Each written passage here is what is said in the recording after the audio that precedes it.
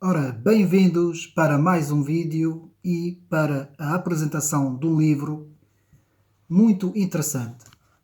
Eu hoje trago uma das obras referências, um clássico, portanto, para quem estuda a história das ideias, para quem estuda literatura e filosofia.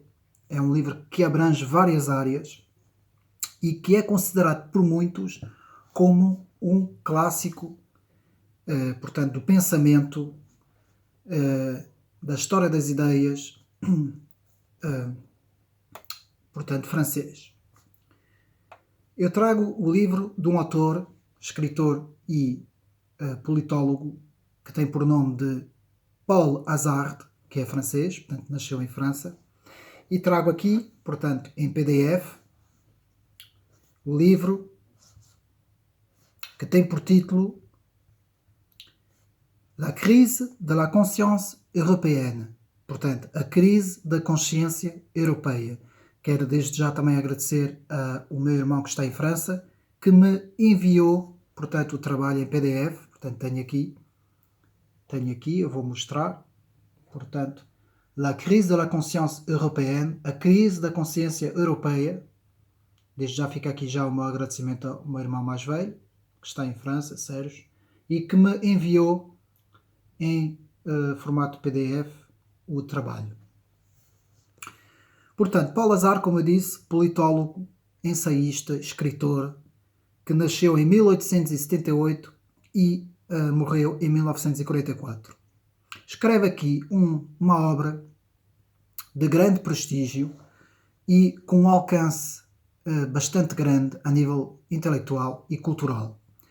Portanto, a crise da consciência europeia, que começa em 1680 até 1715. Portanto, esses dois períodos, esses anos que vão fazer entre esse período, que vai fazer entre 1680 e 1715, portanto, este autor, Paul Hazard, vai nos dizer que é nesta altura que se vai desenvolver todos os fundamentos intelectuais para mudar o curso da Europa e vai preparar o surgimento das luzes, não é? Da época do Iluminismo, com os filósofos do Iluminismo, e vai preparar o terreno para a Revolução Francesa de 1789 e logo a seguir de todos os grandes acontecimentos para que a Europa passou logo a seguir. Até essa altura, portanto até 1680, a Europa tinha um pensamento. A partir de 1680, a Europa passa a ter outro pensamento. E aqui, portanto, na introdução do livro, a frase principal, portanto, que tornou este livro um livro famoso, não é? E tornou o seu autor famoso, eu vou citar em francês, depois eu vou fazer a tradução em português. A frase diz o seguinte: La majorité des Français pensaient comme Bossuet. Tout d'un coup, les Français pensent comme Voltaire. C'est une révolution. A maior parte dos franceses pensavam como Bossuet, Jacques Bossuet. De repente, os franceses começaram a pensar como Voltaire. Isto é uma revolução. Portanto, eu vou repetir porque esta frase é a frase-chave deste livro.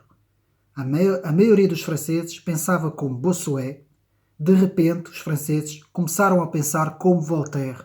Isto é uma revolução. Esta foi a frase que deixou este autor famoso com este trabalho. E do que é que trata então este livro? Bom, o autor vai nos explicar numa forma literária, ou seja, este livro já é um bocadinho puxado, mesmo para quem domina bem o francês, é preciso já ter alguns conhecimentos a nível de história, literatura, algumas concepções de teologia também, é preciso ter já algum conhecimento para ler este livro. E o autor, eu vou tentar resumir rapidamente aqui no índice do livro, onde estão os vários capítulos, que vai ser mais fácil. Portanto, temos a introdução, não é? O prefácio que eu li, onde li esta frase. Depois temos a introdução e temos a primeira parte, as grandes mudanças psicológicas. Portanto, o autor aqui nos fala na primeira parte das grandes mudanças psicológicas. a partir de 1680. Portanto, a estabilidade do movimento, o primeiro capítulo. Depois, no segundo capítulo, temos a questão muito importante dos antigos e dos modernos, que se chama La querelle des anciens et des modernes, e que para mim são 3 grandes etapas que formaram o pensamento da civilização ocidental e que fizeram com que o progressismo e a esquerda tomassem conta de toda a nossa civilização. Foram três fases. A primeira fase foi o Renascimento, o autor também fala, quando se dá o Renascimento. A segunda fase é esta aqui, a querela dos antigos e dos modernos. E a terceira fase é a Revolução, as ideias das luzes e a Revolução Francesa. São essas três grandes fases que vão marcar todo o pensamento até ao século XXI. Que vão destruir a antiga e velha Europa, todo o pensamento da antiguidade, todo o pensamento que era chamado na ciência política antigo regime, todo o pensamento monárquico e divino, portanto toda essa ordem estabelecida pela monarquia e pela Igreja vai ser destruída por essas 3 etapas. Começa primeiro com o Renascimento, até poderia começar até um pouco antes com a questão dos universais, os nominalistas contra os realistas, principalmente os nominalistas, que vão, portanto, centrar tudo nas ideias das palavras, mas sim de que as palavras não são meramente, portanto, são meramente designações artificiais e que vão preparar assim o terreno para, portanto, o racionalismo e o empirismo. Portanto, pode começar no nominalismo, mas eu vou centrar o Renascimento com a questão do reavivamento da Antiguidade Clássica, mas numa perspectiva laica, numa perspectiva ateísta. Depois, a questão dos antigos e dos modernos, no século, portanto, a partir daí do século XVII, portanto, a partir daí do meio do século XVII, que essa questão vai ser centrada por causa da Academia Francesa. Tudo vai acontecer no meio literário francês. Depois da questão dos antigos e dos modernos, não é? A querela entre os antigos e os modernos, e depois temos as luzes, a preparação dos grandes filósofos que vão criar a Revolução Francesa. Portanto, essa preparação é feita em salões, onde se vão reunir vários intelectuais que vão preparar a queda do antigo regime e a mudança progressiva na Europa. Vão, aliás, impor as ideias progressistas, universais e republicanas.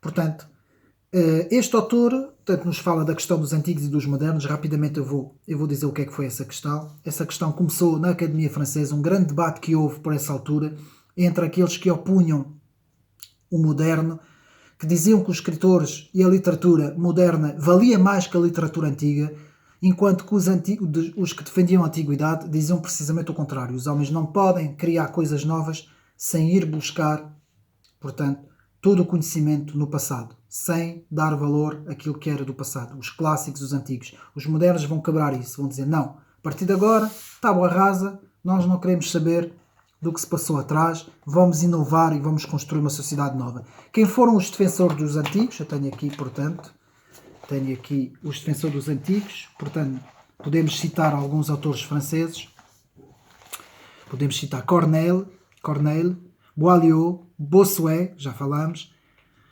Pierre Duvet, La Fontaine, que escreve as fábulas, portanto, e os intelectuais do Port-Royal, todos eles, e La Bruyère também, todos eles, portanto, Pascal, atenção, Pascal também foi um defensor e viveu precisamente também nessa época. Quais são os defensores da modernidade? Sabemos, Descartes e todos aqueles que vão depois vir, portanto, os cientistas, não é? Newton, todos aqueles que vão defender a inovação, de certa forma Montaigne, que esteve dividido entre os dois, e depois temos uma série deles que eu vou agora falar, portanto, uma série deles que se opuseram, portanto, ao pensamento antigo. Temos, portanto, Pierre Bayle, Pierre Bayle, muita atenção, Newton, John Locke, portanto, esses são os defensores da modernidade, Fenelon, Spinoza, todos eles vão ser os defensores, portanto, da modernidade. Continuando, portanto, depois temos a segunda parte com les rationaux, os racionais, aqueles que vão defender a razão, lá está, a negação dos milagres, Richard Simon e a exegese bíblica, temos Bossuet e os seus combatentes, portanto, Jacques Bossuet e os seus combatentes, que vão defender a antiguidade, depois Leibniz e a falibilidade da união da Igreja, portanto, Leibniz vai se opor também à ordem estabelecida pela Igreja. Terceira parte, temos o empirismo do Locke, que eu já tinha falado, portanto, o Locke vai também contribuir para a destruição de toda a antiga ordem. Temos a vinda e o nascimento do deísmo, o deísmo, a religião do deísmo, que vai preparar, portanto, os grandes salões onde se vão encontrar os intelectuais que vão, portanto, preparar o terreno para a Revolução Francesa. O deísmo, a saber, diferente do teísmo, é, portanto, pegar num conceito de Deus e retirar tudo o que é institucional e tradicional e fazer de Deus meramente portanto, uma entidade que se revela, não é? Revela-se não por meio da Bíblia, revela-se por meio iniciático, por isso é que depois as sociedades secretas vão ser todas deístas, não é? Desde a maçonaria, os Illuminati, todos eles vão ser deístas. E também essa nova religião, portanto, fala que Deus já não atua na humanidade, retirou-se, deixou a humanidade a ela própria como o relojoeiro que cria o relógio e deixa o relógio, portanto, funcionar sozinho. Portanto, depois temos a moral social, portanto, a alegria na terra, a ciência e o progresso. Este capítulo é muito interessante, a ciência e o progresso. E na direção do novo modelo humanitário. Portanto, eu estou a fazer a tradução, porque isto está tudo em francês, eu estou, portanto, a fazer a tradução direta desses capítulos em português. Depois temos a quarta parte, uma época sem poesia, o pitoresco da vida, o riso e as lágrimas, o triunfo da ópera, portanto, o autor fala nessas partes da ópera também, os elementos nacionais populares, instintivos. O autor vai dizer aqui que há uma crítica por parte dos deístas e dos defensores da modernidade sobre o sentimento nacional, a psicologia da inquietude, a estética do sentimento, a metafísica da substância e a nova ciência, o progresso. Depois acaba no último capítulo fervor, que é fervor, e depois é a conclusão. Pois bem, o que podemos então rapidamente falar sobre este livro? Como eu disse, no Renascimento houve uma explosão. Os artistas, principalmente com Maquiavel, que vai escrever o célebre livro que vai, portanto, teorizar a ciência política como, portanto, os fins justificam os meios, não é? Com o Príncipe, não é? O seu célebre trabalho Príncipe. A partir de Maquiavel começa toda uma nova concepção de que o homem já não depende de Deus e que o homem, por meio da sua razão, mas ainda não estava bem assente.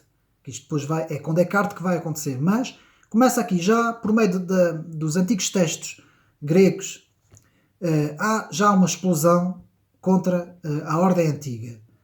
Começa-se a criticar as antigas obras da Grécia Antiga, começa-se a fazer uma crítica ao cristianismo, começa-se a representar, portanto, os ícones mais humanamente, não é? Por isso é que aparece o humanismo, surge aí o humanismo com muita força. A partir do humanismo surge a questão da reforma. Eu não vou entrar aqui na questão da reforma porque eu não considero que a reforma contribuiu para a destruição da antiga ordem, ao contrário do que muita gente diz, e eu aqui não concordo, porque a reforma foi simplesmente, novamente, portanto, a busca dos textos originais bíblicos.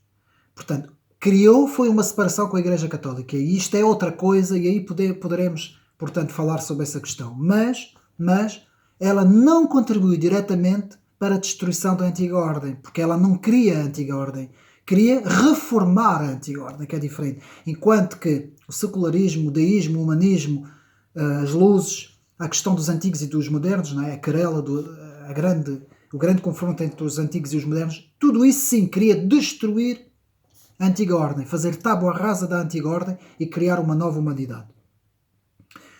Portanto, tudo isso a partir do Renascimento. Depois, no Renascimento, saltamos diretamente, portanto, podemos passar pelo humanismo, que sai do Renascimento, e vamos até a questão dos antigos e dos modernos, que eu falei, não é? É uma questão que acontece no século XVII, aí por volta de 1680, onde este livro começa, porque este livro começa precisamente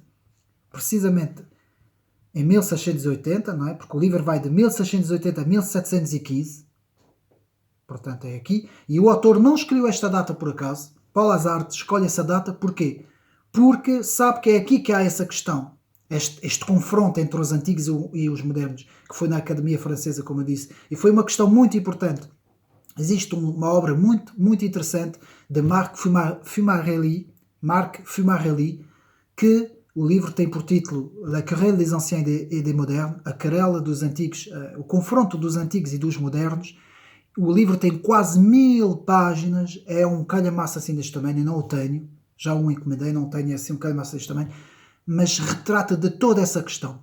Tudo o que aconteceu em 1680, porquê que houve essa questão, porquê que a Academia Francesa foi confrontada com este confronto entre os antigos e os modernos, e também, portanto, tudo o que aconteceu depois, todas as repercussões que aconteceram por causa desta questão.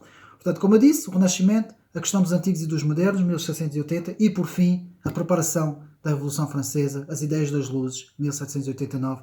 Essas três grandes fases vão fazer bascular toda a Europa, vão criar uma nova concepção na Europa, que é o progressismo e as ideias de esquerda. Portanto, tudo o que vai acontecer depois, a vinda de todas as ideias de Jean-Jacques Rousseau, do colectivismo, a vinda das primeiras obras no século XIX de Karl Marx, depois a Revolução da União Soviética, depois tudo o que veio, o gramscismo, portanto a Escola de Frankfurt, todas as ideias dos filósofos da segunda metade do século XX, franceses, dos construtores e pós-estruturalistas, os próprios estruturalistas, tudo isso vai acontecer por causa dessa grande mudança, que é operada em três fases: o Renascimento, a questão dos antigos e dos modernos e a preparação das luzes e da Revolução Francesa. A vinda das luzes e a Revolução Francesa. Essas três grandes fases que o autor aqui mais ou menos explica neste livro, portanto, por isso é que o livro, mais uma vez eu vou mostrar, por isso é que o livro se chama, portanto, La querelle des anciens et des modernes, portanto, o confronto, eu vou traduzir assim dessa forma, o confronto entre os antigos e os modernos. É a partir daqui que se dá toda a mudança, e é por isso que as ideias progressistas invadiram o mundo. E hoje nós temos uma revolta dos povos no mundo inteiro, temos uma aclamação de todos os povos, porque os povos estão cansados das ideias progressistas, os povos estão cansados dessas ideias esquerdistas, progressistas, dessas ideias neomarxistas, dessas ideias que destroem a identidade dos povos. E então há uma revolta nos povos, não é? Nós temos visto o que é que tem vindo a acontecer, em que neste momento somente os governos e as elites, mais as comunicações sociais, não é? São elas as únicas que ainda suportam este pensamento progressista, porque quase todo o resto, as populações, a não ser aquelas minorias que eu não vou aqui falar, que nós sabemos, não é? Mas quase toda a população, no seu geral, recusa essas ideias progressistas. As pessoas não querem, as pessoas querem ter a sua religião, querem ter a sua identidade, querem ter a sua língua, a sua cultura, a sua nação, querem sentir-se que são gente, que têm a sua identidade, que defendem o seu país, a sua bandeira. E então todos os povos clamam, e só uma pequena parte. Eu nunca vi tantos livros de história a serem editados ultimamente e a serem comprados como têm sido comprados. Enquanto que nas escolas são programas sociológicos na cabeça dos alunos, dos miúdos, não é? Nós temos visto, não é? Aqueles programas mesmo que massacram mesmo os miúdos nas escolas. Entretanto, para as populações, nas livrarias, é uma quantidade gigantesca de livros de história. Principalmente aqui em Portugal. Nos outros países também é a mesma coisa, não é? Por exemplo, em França, na questão das revistas, as revistas de história, National Geographic, todas essas revistas é só livros, revistas de história. Porquê? Porque os povos clamam pela sua identidade. porque essas elites progressistas que estão a sufocar as populações e então os povos clamam. Os coletes amarelos foi um bocadinho isso. Portanto, continuando para nós não nos portanto, distanciarmos do assunto, portanto, a crise da consciência europeia, Paul Hazard, que é o livro que eu estou aqui a falar, a crise da consciência europeia, Paul Hazard, rapidamente depois fazemos mesmo um pequeno resumo. Portanto, o autor explica que a crise europeia portanto, é a queda psicológica, portanto, qual é a tradução da palavra? Portanto, é a queda psicológica entre uma França marcada pela ordem, pelo senso, pela autoridade, pela fé, pelos dogmas, pela fidelidade, pela Igreja, pelo rei, pela França, cai justamente no oposto. Cai no reino da razão, no reino da liberdade individual, no reino contra tudo o que é instituição. E também aqui o autor fala muito no espírito geométrico. O que é que quer dizer espírito geométrico? O espírito geométrico é o espírito maçónico. É o espírito da razão. A razão é que comanda o homem. Isto vai criar a modernidade, não é? Portanto, esse espírito geométrico em que vão contribuir Spinoza, Locke, Newton, Pierre Boyle, uma série de autores, Fenelon, Descartes, principalmente Descartes, todos esses autores vão contribuir para o espírito geométrico. Pascal opôs-se a este espírito geométrico. Jacques Bossuet opôs este espírito geométrico.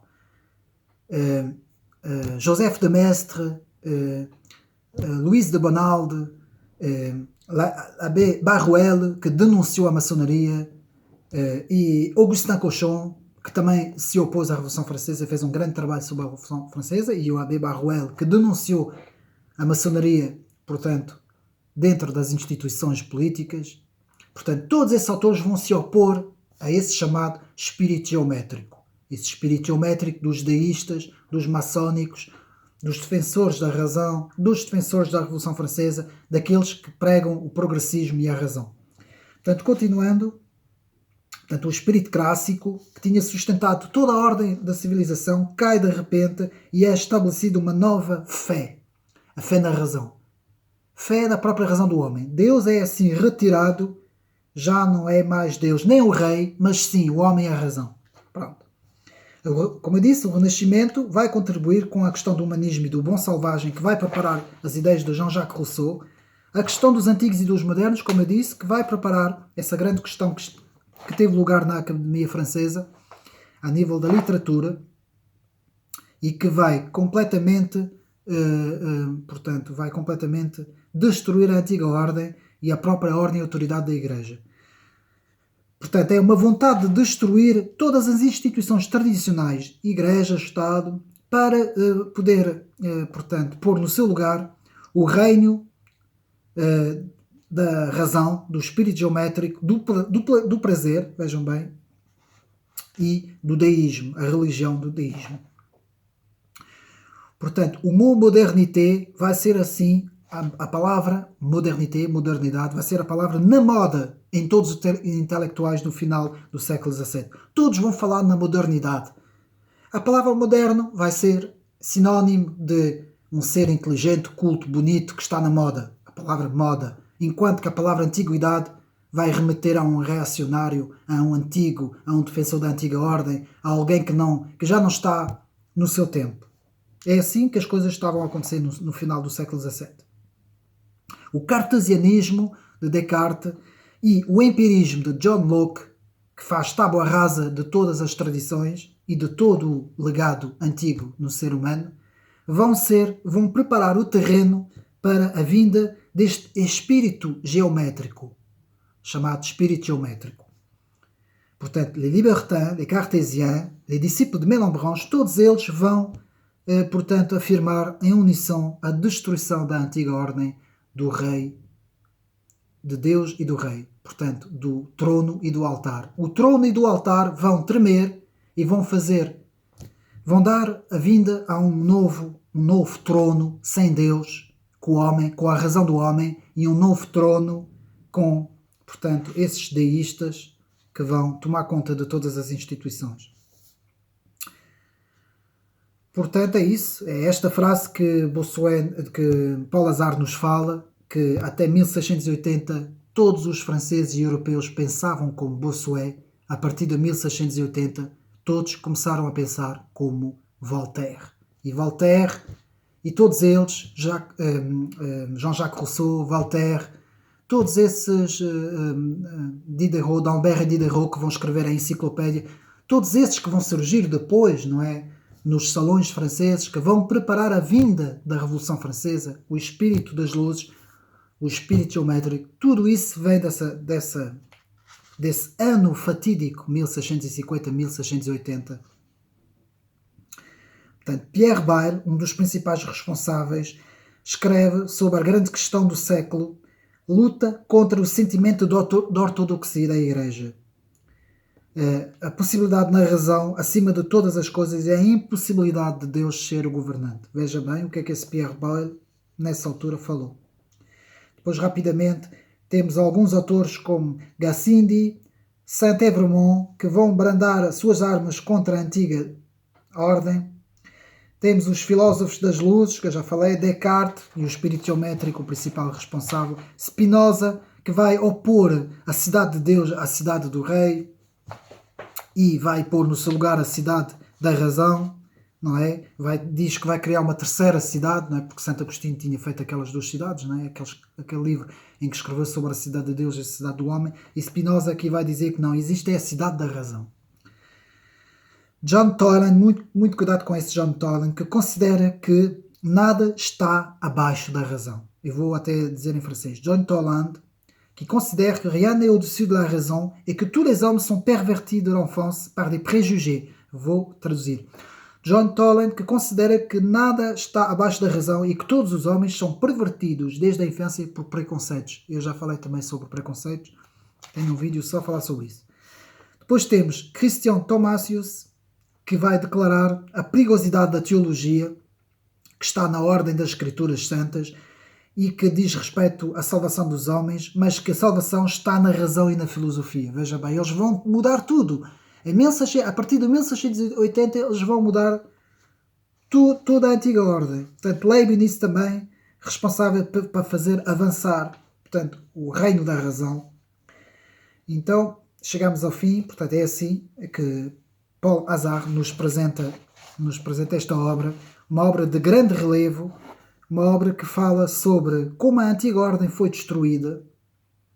Eu aconselho muito a leitura deste livro. É difícil de arranjar. É muito difícil de arranjar. Portanto, o livro tem 300 e tal páginas. Agora não tenho aqui, não consigo ver por aqui, porque isto aqui não diz aqui no índice. Está muito bem estruturado e vale a pena ler este livro. Como eu disse, para acabar o vídeo, ele é um bocadinho puxado, é preciso ter já algumas noções de filosofia, boas noções de filosofia, de teologia, de ciência política, de literatura, porque o autor, este livro fala muito em literatura, este autor nos fala muito em literatura, e por isso eu vou apenas, para terminar, falar aqui rapidamente em 3 livros de apoio. 3 livros de apoio, portanto aqui a Crise da Consciência Europeia, de Paul Hazard, Crise da Consciência Europeia. Eu vou falar em 3 livros de apoio para este livro. Vou traduzir diretamente para português. História das Instituições antes de 1789. Um livro muito interessante. História das Instituições antes de 1789. Portanto, antes da Revolução Francesa. Este autor vai falar de tudo o que se passou, mais ou menos do século XI, não é? Da época escolástica, não é? E daquela parte, até chegar a 1789, o autor vai nos falar em toda a história das instituições. Portanto, o autor chama-se Saint-Bonnet de Yves Sassier.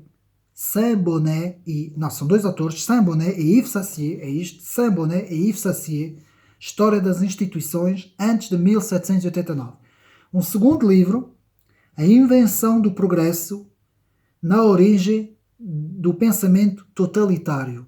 Portanto, eu vou repetir. A Invenção do Progresso nas Origens do Pensamento Totalitário, 1680, lá está esta data, 1680, 1630.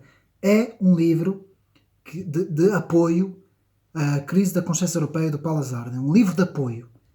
Portanto, a invenção do progresso nas origens do pensamento totalitário. E quem escreve o livro, o autor é um francês, é Rouvillon Frédéric. Frédéric Rouvillon. Portanto, Frédéric Rouvillon. E um terceiro livro, para acabar. Estudo sobre uma crise da inteligência. Portanto, estudo sobre uma crise da inteligência. Portanto, étude sur une crise de l'intelligence. Portanto, estudo sobre uma crise da inteligência de Jean Viguerie. Jean Viguerie. Ou seja, ele fala muito sobre o livro de Paul Hazard, A Crise da Consciência Europeia. Fala muito sobre este livro. O autor aqui nos explica o que é esta crise da inteligência, como é que o homem pôs de parte Deus, pôs de parte as instituições, pôs de parte a Igreja, pôs de parte o rei, pôs de parte tudo isso, pôs à frente a razão e o espírito geométrico, e isto criou todo o desabar da humanidade até hoje. 2 guerras mundiais que causaram bilhões e bilhões de mortes. Uma revolução russa e um período de muitas e muitas décadas sobre um governo totalitário na União Soviética que matou e deportou milhares de pessoas, ainda mais que a Segunda Guerra Mundial. Toda uma despopulação da Europa, portanto, uma queda demográfica na Europa porque as famílias estão a ser destruídas e não há nascimentos de filhos.